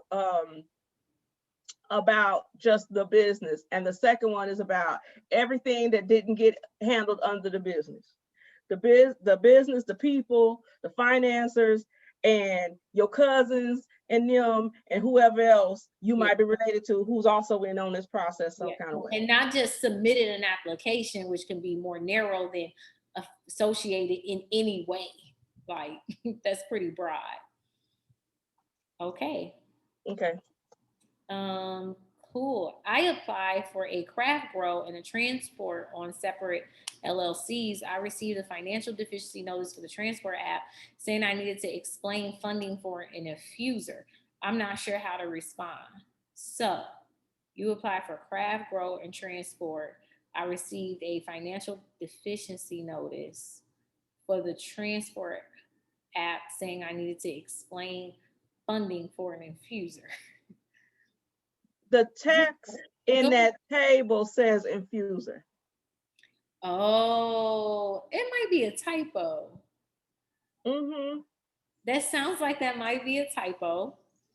And I would respond by pointing out a possible error in the instructions and saying that I am responding as the type of application that I applied for, and I would answer from my actual standing as an applicant, not as the error.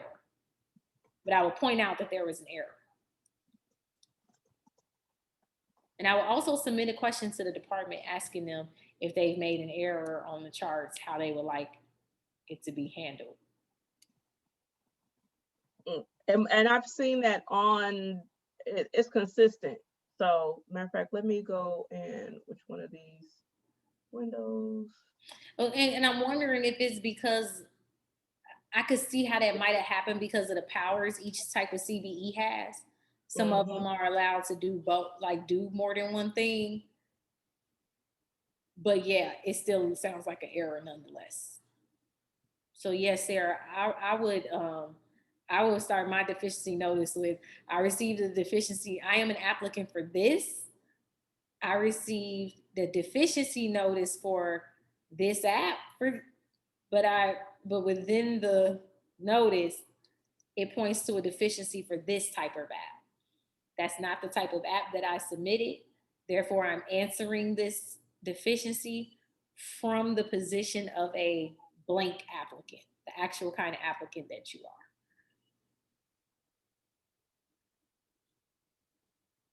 Yeah, it hasn't been addressed in the, I just was going through the Q&A and looking for the word user, and it hasn't been addressed. As a matter of fact, I think I've gotten into the February responses. So yeah, it hasn't been addressed at all. And if you all are new to the way we do these, and you haven't been to my last ones with Trisha, you'll know that I always say start looking at their Q&As as you answer each exhibit deficiency to see if they've addressed it yet. And if they haven't, to submit an answer, a question to them for an answer. But this sounds like this might be an error. And that they meant to say craft grow, maybe? Or like, it seems like they mixed up the language some here. Because I don't see how they would, I could see how you confuse craft grow and infuser, but I can't see how you, just because it's statutory language, but I can't see how you confuse transporter and infuser. It sounds like somebody was copying and pasting and didn't change text like they were supposed to. Right. Okay. For N, notarized statement, does each individual need to fill it out and get it notarized? We only submitted the one for the majority ownership. This is in for. Yeah, we need to know which application it is. Because I'm still in the craft grower application. It says property ownership. And maybe it's transporter, which would be, I don't have it in front of me, so I don't remember offhand. I know the letters are different. Yeah, tell us which one, because that just makes it easier than me trying to do this backwards. Go back in and tell us which one. Follow up, we haven't been able to contact the property owner who originally let us use the building, but now I don't know if the property owner will do so. Is this a follow-up to a previous question? Yeah, I don't know. Tell us, Exhibit N on Craft Grow is called property ownership. I don't actually have it clear here.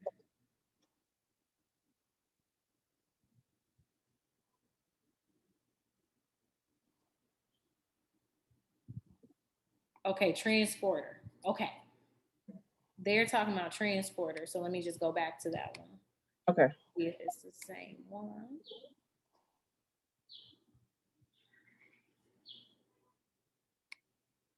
Okay. Exhibit N. Okay, thank you. Okay, so notarized statement. I, the undersigned applicant,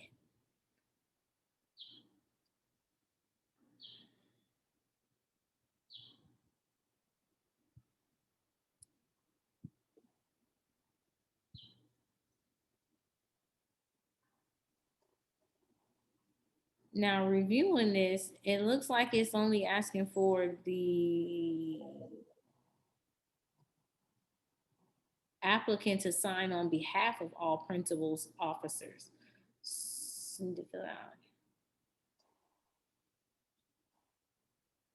So what is saying on here, this is another good one to ask the IDOA. But what I'm reading on here is that the undersigned can sign on behalf of the entire applicant party, meaning on behalf of all principal officers, owners, and board members, not just the majority ownership, everyone. This person is supposed to be authorized to sign by everyone. Now, this is me getting back into my corporate law bag here.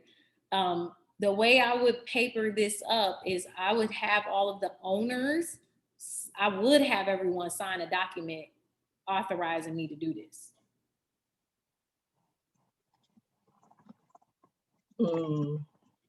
I would.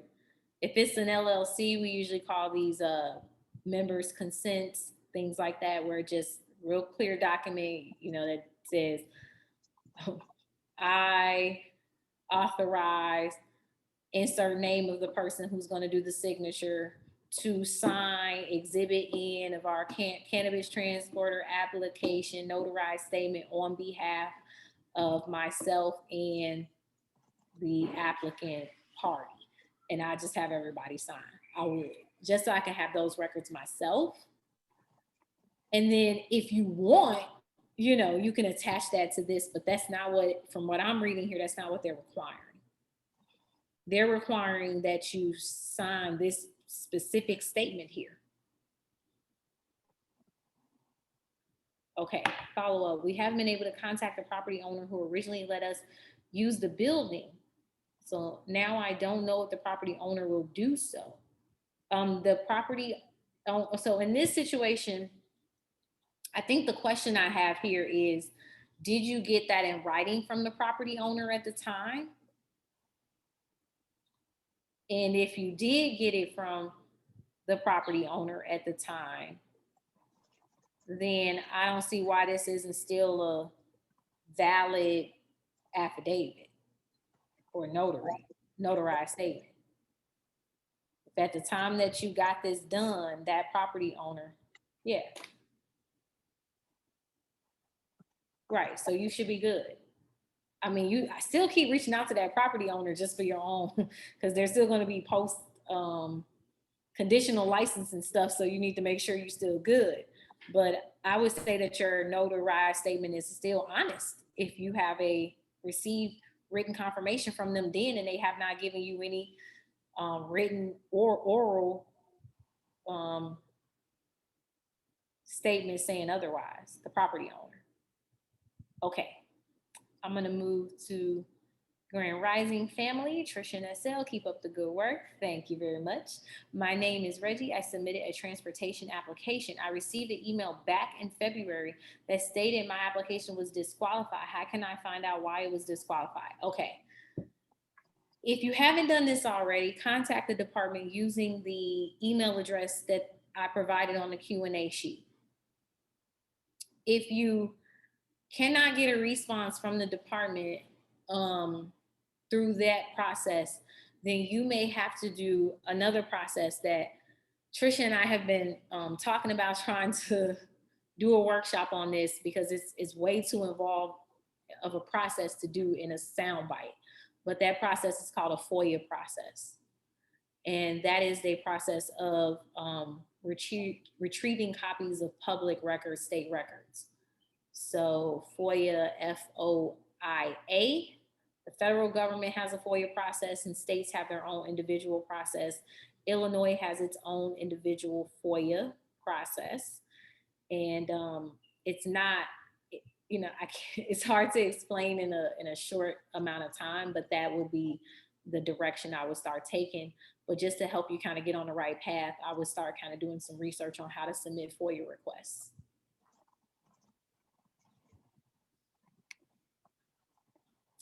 Is that it?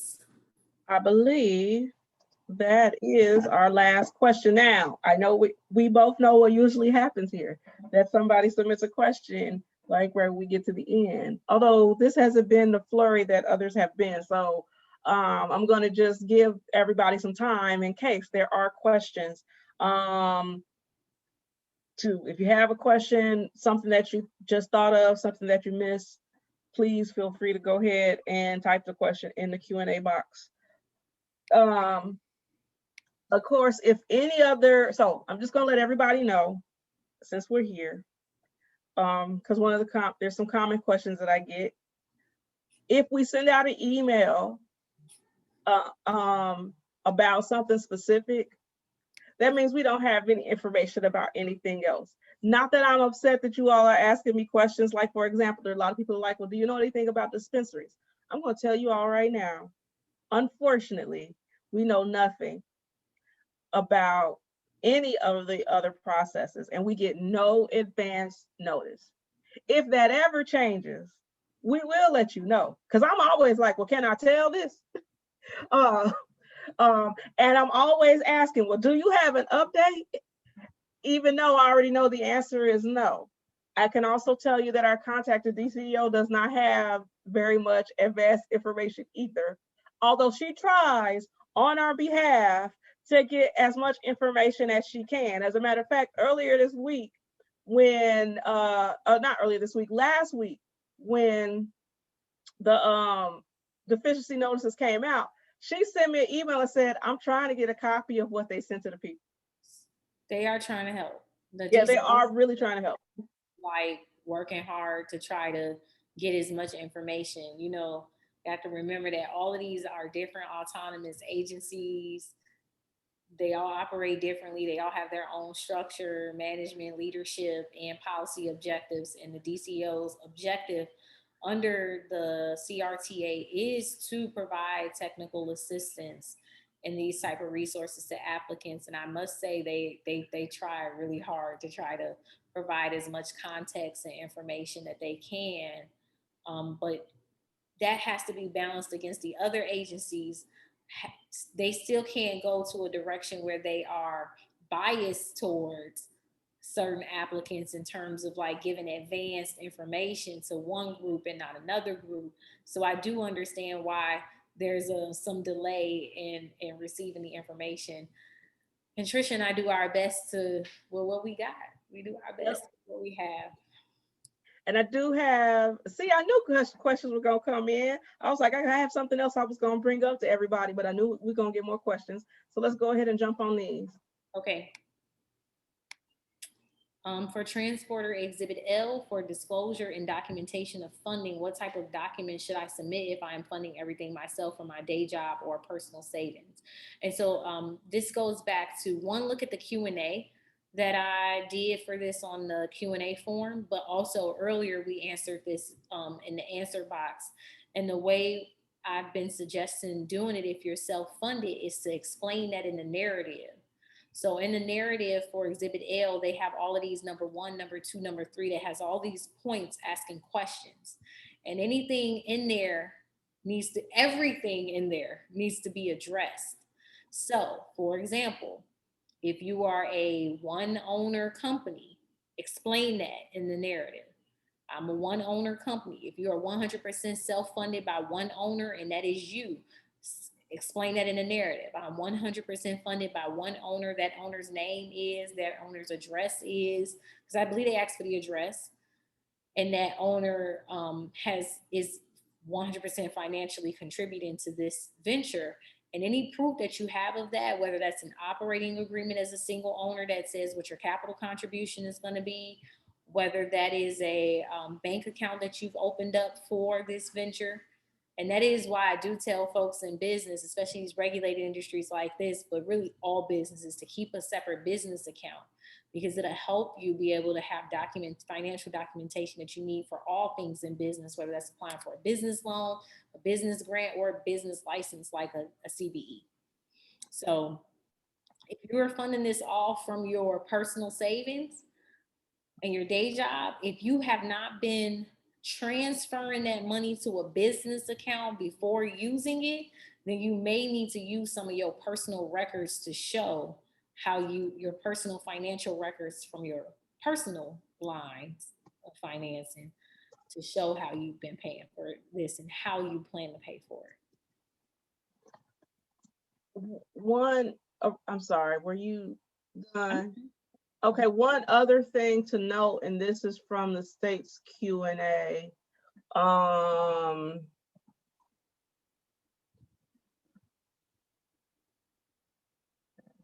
There's a question, and I think I also put this in an email that I sent.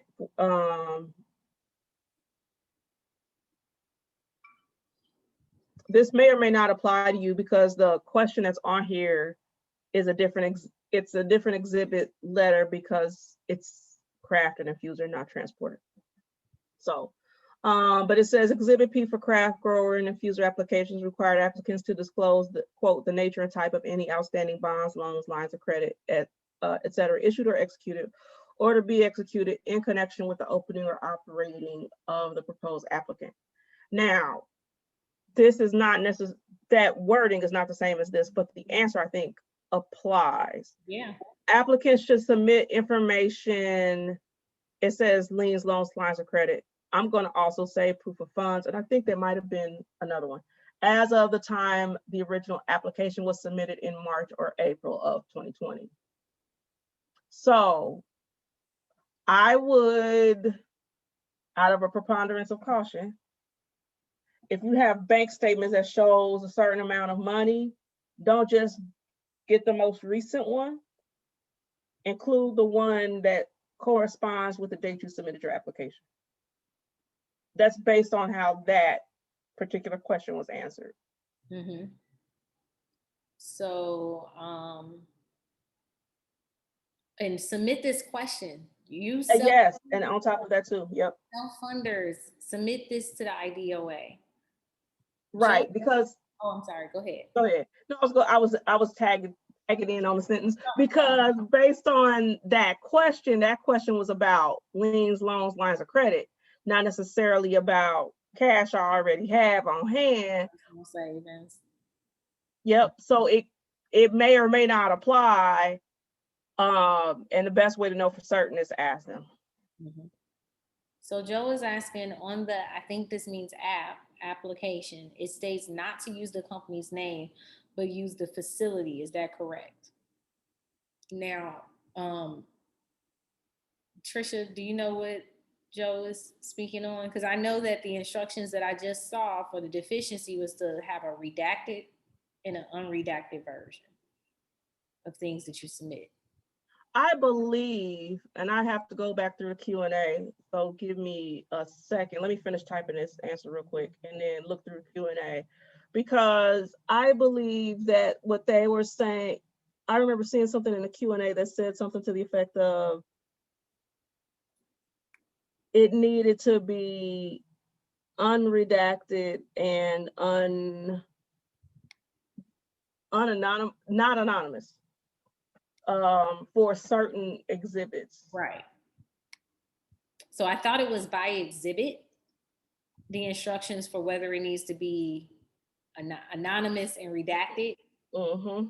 And I believe even some of them are requiring you to submit two versions, a redacted anonymous version and a non-redacted, non-anonymous version.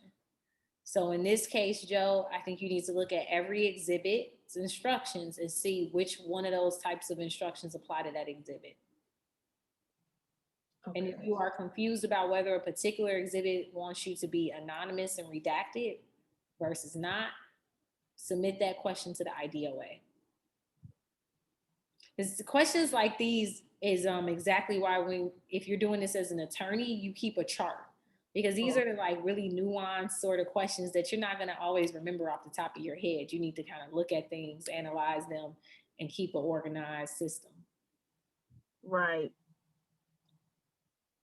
Okay, so I only see two references to unredacted. I'm just searching the page. So let me see. Let me search for anonymous. Okay. Okay, here we go. Now, so it really is going to depend, Joe, and this is based on the Q&A. There's one question, question number 13, and usually when they're adding questions, they add them at the end, so I don't think they're going to renumber. My original organizational information and financial interest disclosure exhibit, which is Exhibit P for craft and infuser, or financial interest disclosure exhibit, Exhibit L for transporter, contain all of the information specified in the deficiency notice. Why is it marked as deficient? Response: many applicants submitted anonymous versions of this exhibit. The application instructions identify this as an exhibit that should not be anonymized. If a deficiency is noted in your deficiency notice for this exhibit, please carefully review what was noted as deficient and the appropriate statutory authority and administrative rules. So, you're muted, huh? That's why back to the beginning when I gave that organizational example template, I said to cut and paste all of the instructions, because the instructions in these deficiency notices do go over a reminder of how some things need to be submitted as redacted, some need to be not redacted, and some, I believe, need to be submitted as both versions. So I think that's it. Mm-hmm. May actually be finished here. Yep. All right, lovely. And then one thing that I wanted to, hold on, because I'm talking and typing and that don't work well.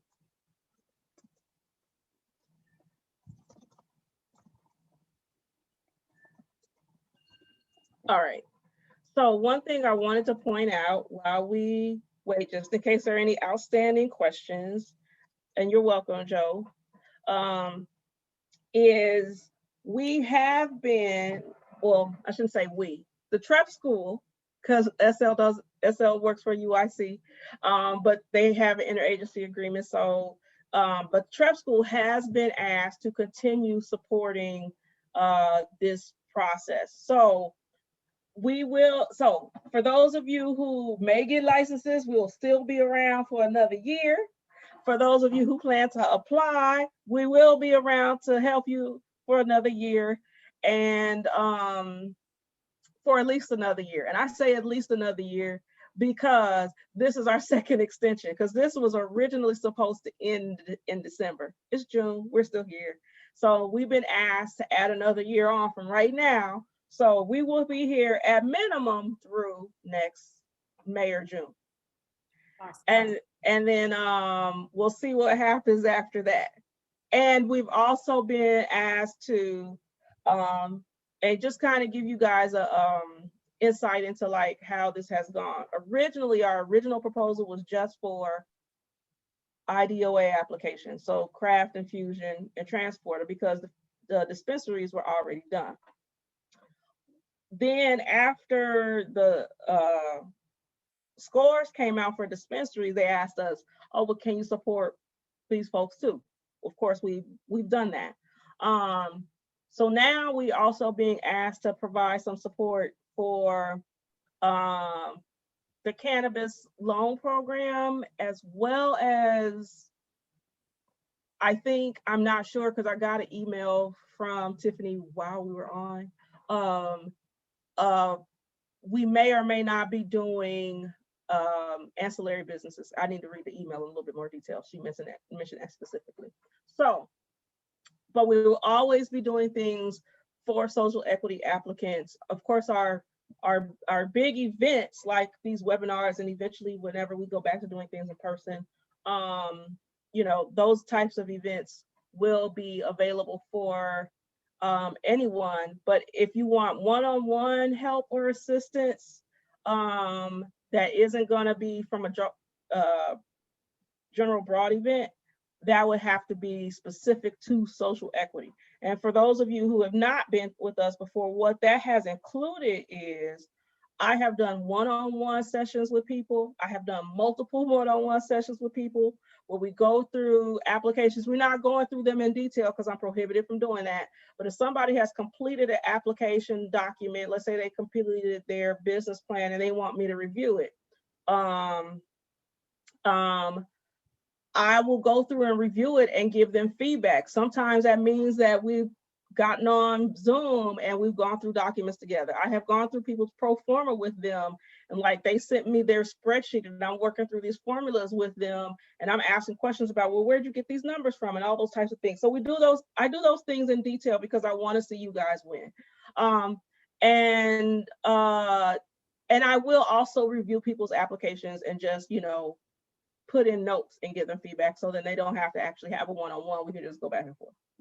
But you do have to provide your proof of social equity status, which is something that you have to do for your application anyway. So that's just a lot of information for the people who are new and have not gone through this process with us. Like, this is the things that we've done. When I say we, I do mean the Trep School, because SL is from one organization that is a technical assistance partner. I am a separate organization that is also a technical assistance partner, but we complement each other very, very well in the work that we do. And can I tell your secret?